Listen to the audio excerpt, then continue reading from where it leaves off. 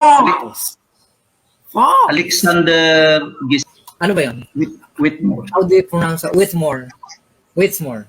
Karen, UK. Whitmore.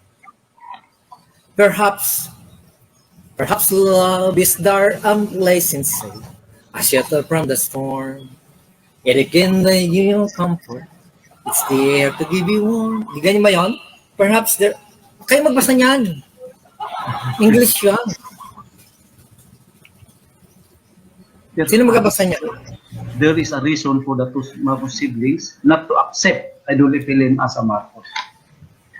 Ano Ano kaya? ibig sabihin nun? Please explain. Hello, magandang umaga, magandang tanghali, magandang hapon sa inyong lahat.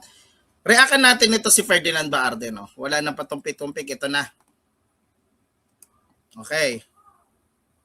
Nepal, may talagang matindi, no? Talagang grabe yung kaya nga itong hindi siya masyadong articulate, no? natin, no? So, sino ba itong pinag-uusapan natin mga basher na ito? Okay, context lang, no? Si Tita Marbs nagsumbong dito kay Ferdinand Baarde, no, na di umano inaano daw siya nila Bungo, iniipit daw siya nila Bungo at yung mga iba pang mga vloggers katulad din ni Food Genius, no? Pakinggan natin. Biruin mo, ha? Nagtatrabaho lang naman si doon, si Marbs, Ate Marbs, no? Biruin mo pag didiskitahan pa na itong mga tao na ito, no? Pag didiskitahan, halatang hindi niya alam kung ano yung issue, no? Pero meron siyang opinion about this. Meron siyang opinion kahit hindi niya alam yung issue. Si Sabi ay lumalabas sa live ni Bungo. Alam niyo na medyo na-feature pa siya minsan-minsan ni Food Genius. Yan. Yung mga binabanggit niyang yan sila yon po. Hindi niya kayang banggitin, no? Akala niya, pag hindi ikaw yung nagbanggit, hindi ka pwedeng makasuhan. Well, hindi naman libelous yan, no? Pero yun yung kinakatakot niya. Duwag kasi tong Junggong na to, duwag. Mayabang lang yan, pero walang sinabi yan. Pinipilit po nilang mawala ng hanap buhay itong si Ate Marbs. Pinipilit daw mawalan ng hanap buhay si Ate Marbs. Di ba, naalala nyo, ang ginawa lang naman ay tinanong lang si Ate Marbs kung meron ba siyang permit dun sa United Arab Emirates.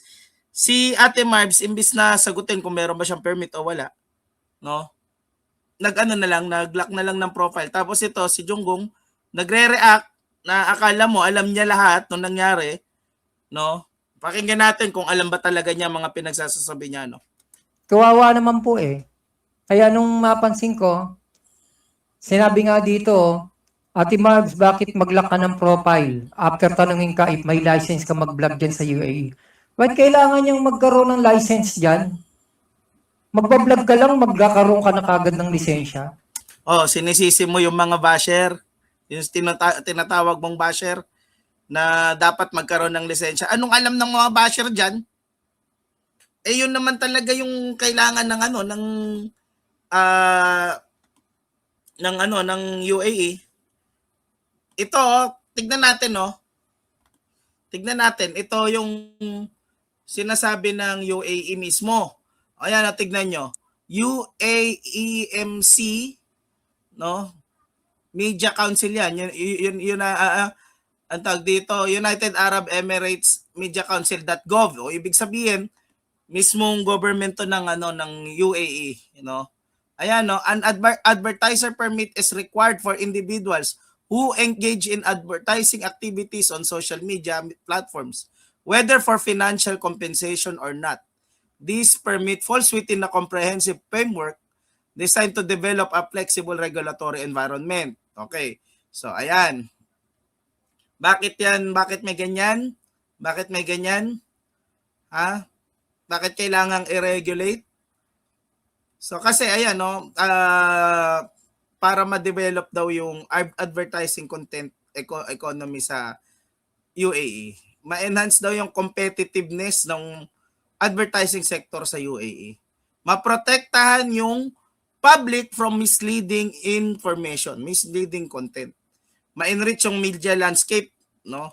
At ma-encourage yung investment sa individuals. So, ang tanong diyan, nag-ano ba to, nag-a-apply ba ito sa mga content creator? Ito, basahin natin na. Total gumagamit si Baarde lagi ng AI. Tignan natin yung AI yung sumagot, no? Sabi niya, 'di ba? Ano, mas marunong ka pa sa AI? O ngayon, gagamitin ko yung ano sa'yo, no? Mas marunong ka pa ba sa AI? Yan, influencers in UAE must hold an official advertiser permit to post any promotional or sponsored content, including paid posts, links, gifted items on social media. So, ayun, pagka ikaw ay paid, no? Sabi diyan advertiser. Tatanong natin, no? Kung ano, how about monetized YouTube and Facebook vlogs? Ayan, tanong natin kung ano lalabas. Yes, monetized YouTube and Facebook vlogs in UAE are subject to same strict licensing and political regulations. UAE Media Council explicitly classifies any form of monetization as commercial business activity rather than a personal hobby. Pero iba yung sinasabi ni Baarde. Ayan, no, mandatory yan, no? Mandatory, kailangan mo talaga ng na ikaw ay magkaroon ng, if your channel page generates any revenue, you must secure 2 legal documents to operate legally from it within the country pag nasa loob ka ng bansa nila, no? Isa yung trade or freelance license, tapos yung pangalawa yung media license. So ayan, dalawa yung kailangan mo, Ate Marbs, no? Pakinggan natin ulit yung sinasabi ni Baarde, no? Pakinggan natin kung tama ba yung pinagsasasabi niya. Grabe naman. Grabe naman yun. Ano klase namang vlog yung, di ba? Marami naman nagbablog sa UAE Irrelevant, hindi dahil marami ibig sabihin pwede. Hindi dahil marami ibig sabihin pwede. Dapat yun yung maintindihan mo, Baarde. Irrelevant kung kahit marami yung gumagawa niyan. Yan, sabi nga ni Bungo, di ba? Maraming nagnanakaw sa kaban ng bayan. Does it mean okay na yon? O, sige, pakinggan natin. Tama, mali. Mali. Karapatan yun ng tao, di ba? O, karapatan ng tao yon. Kaya nga hindi pinoprohibit, nire-regulate lang. 'Di ba? Ikaw ina-assume mo na constitutionalist ka, legal expert, pero hindi mo alam na ang limit sa freedom of speech ay legitimate exercise ng police power. Legitimate exercise ng police power ba to? Oo, kasi regulation to. Ulitin ko hindi pinoprohibit, nire-regulate lang. So hindi nasasapawan ng karapatang pantao mo diyan. Oh. Tignan nyo. Mag-ano ka na lang siguro. Po sir ay ginagawa ng grupo nila sa akin na kahit wala akong Ah. nilabag na batas dito, hindi naman po ako kriminal. Hindi ka kriminal. Pero hindi ibig sabihin nun, free ka na gawin mo na hindi ka sumunod doon sa kung ano yung gusto ng bansa mo, ng bansa kinalalagyan mo. 'Di ba? Hindi ka rin naman kriminal pagka hindi ka nag-helmet. Pwede ba na hindi ka mag-helmet tapos pag nahuli ka sasabihin mo, hindi naman ako kriminal, wag mo akong hulihin. Diba? Hindi ganun yun, hindi ganun gumagana yon, Tita Marbs. At dito kay Jonggong, kiniklaim niya na legal expert siya pero hindi niya makita na mali yung mga sinasabi nito ni Ate Marbs. Kaya nga. Di ba? Oo. Ay yung ginagawa ko sa social media, lahat naman ng halos dito, content creator na rin, social media na rin, di ba? Yes, oo. Oh, ako tahimik lang ako, wala akong banta. Magdemanda sila kung gusto nila.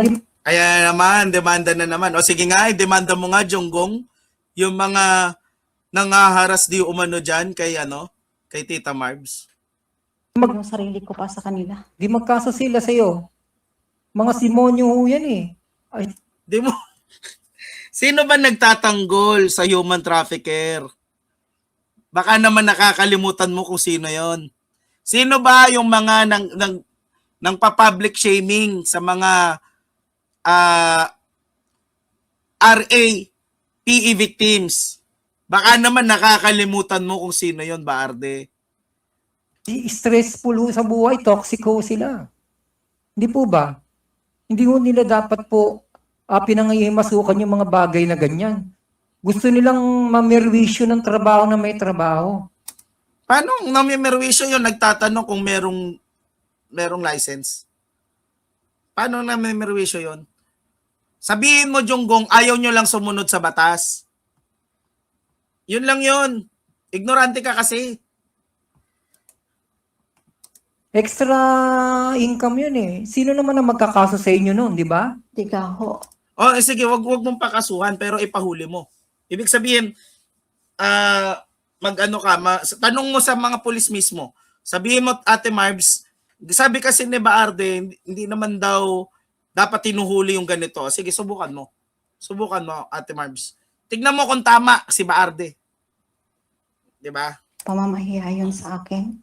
Para po nila akong inaakusahang kriminal dahil naglalaro Yes. ako sa mga ano. Sinungaling ka, Ate Marbs, walang nagsabi sa'yo na kriminal ka.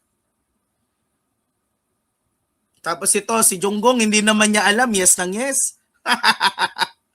Dito sa panantunin dito. Tama. Pumunta ho ako dito, sir. Ang alam ko lang kasi, sir, yung mga major na role sa vlogging na ganun. Wala akong nagsabi sa akin na agency na huwag kayong mag-vlog. Wala naman din pinagbabawal yan eh. UAE naman eh. Wala daw pinagbabawal. Hindi nga pinagbabawal, paulit-ulit. 'Di ba? Hindi pinagbabawal, nire-regulate lang. Karapatan ng bansa ayon na i-regulate nila yung ano nila. Yan oh. Ito yung mga objectives ng permit. Bakit niya nilagay? Bakit nilagay yung objectives diyan? Kasi pagka nag-exercise ka ng police power at saka nagre-regulate ka, meron talagang ganyang part, yung pinapaliwanag kung bakit kailangang i-regulate. No, yung sa ibang mga sa ibang mga ordinansa o kaya sa batas, yun yung mga whereas plus, mga whereas, 'di ba? Whereas plus. Anyway, Di ba yung UAE, open naman yun, di ba? UAE. United, ayan yung diyan sa part na yan nagtatanong na si Baarde. Kaya tignan nyo, ang tagal no, ang tagal niya bago nagtatanong na siya sa kasama niya. Tapos it turns out mali siya. Tignan nyo kung paano niya imbis na aminin niya na mali siya, tignan nyo, pipilit niya pa rin. ganun ba? Individual rights naman yun eh. O, 'di ba? Tingnan Pinipilit natin, niya pa rin. ano? Right there nag-AI siya. Nag-AI. Imbis na tignan niya yung mismong website, no, nag-AI na lang siya. Ayan naririnig niyo nagta-type, 'di ba? Paano bakit? yung vlog? Parang ang vlog. Parang nag-vlog ka sa vlog. O, 'di ba? Nakita nyo? Pinipilit niya. Hindi niya matanggap na mali siya. Ayun yung problema kay Baarde. Kahit mali siya, pinipilit niya. Is not completely prohibited in the UAE, but is strictly regulated. O, 'di ba? Regulated talaga. Hindi pinoprohibit, nare-regulate lang. So, hindi tinatapakan yung karapatan ng tao mo dyan na magsalita. May mga rules lang sila. O, di ba? Na syempre, hindi ka naman pwede mong ipakita yung bansa nila, yung mga nila, di ba? Okay, dun sa part na yun, tignan natin kung may nakasulat doon na prohibition, ha? Tignan natin kung merong prohibition na ganun. Dapat daw hindi, saan niya nakuha yun? Kasi dito wala naman nakasulat na ganun. Ayan, walang nakasulat. No? Ang mga exempted na hindi na kailangan ng permit, yung mga nag-advertise ng sarili nilang produkto, no, o kaya yung mga sarili nilang serbisyo, no, yung mga below 18 years old. So yung sinasabi ni Ate Marbs na wala naman daw siyang produkto, irrelevant. Yung mga permit holder dapat may bibigay na standard diyan, no? Yan, ma-ensure dapat na yung kumpanya ay hindi fake, hindi scam. Yun yung reason yan eh. Tapos ayan, merong permit number sa social media accounts. Si Ate Marbs wala siyang permit number sa social media account niya. No? Yun. Pero yung sinasabi na dapat hindi daw mga simbahan, hindi daw mga military, wala niyan. Pero Nanghula na naman yan si Baarde. Nanghula na naman, no? yung ibablog mo yung sarili mo na wala namang binalabag ng mga batas na sa UAE. Eh di yun, nilalabag mo na yung batas nun pagka nagbablog ka ng walang permit. Kasi ang mga ordinance, itong nilabas ng ng UAE Media Council nila. Ano yan? Parang administrative memorandum yan. Administrative memo na hindi na tayo pwede parang kumbaga yung DepEd naglabas ng memo, ganon. No? Na inuutusan yung mga teacher na ganito, ganyan. So hindi yan batas pero it has the power of the law. So ituturing mo din yan na batas. No? Bakit ka naman, di ba? Kasi syempre, yung hindi mo pwedeng illegal yung mga photograph sa public nila. Talaga ba, Baarde? Saan mo nakuha yan? Eh di counterintuitive yan sa kanilang tourism campaign. Nire-regulate lang para masiguradong hindi ka naglalabas ng mga misinformation, 'di ba? Mga ganon. Tapos si Tita Marbs kasi nagsasalita siya ng politics, 'di ba? Hindi pwedeng no domestic or foreign commentary. Di ba? Baka hindi nyo makita, lakihan natin ha. Ayan. No domestic or foreign commentary. You cannot post opinions on UAE or its political institution. It is illegal that could harm the UAE's diplomatic relations with foreign nations. So ayan, no domestic or foreign commentary. Ibig sabihin, hindi ka pwede mag-comment sa domestic. Domestic, ibig sabihin sa UAE, ng tungkol sa UAE, na ayan, politics tungkol sa UAE at saka politics tungkol sa foreign countries. Di ba si Tita Marbs, siya ng salita tungkol sa tungkol kay Bangag, for example, ganun yung mga words na ginagamit niya, 'di ba? Ganun yung words, no?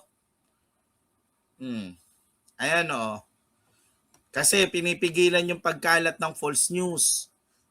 Pero kay Baarde, hindi daw yan bawal. 'Di ba? Actually, nakakatakot talaga makinig dito sa taong ito eh. No? Ngayon, tanong ko sa inyo, naniniwala ba kayong legal expert itong taong ito? Comment down below.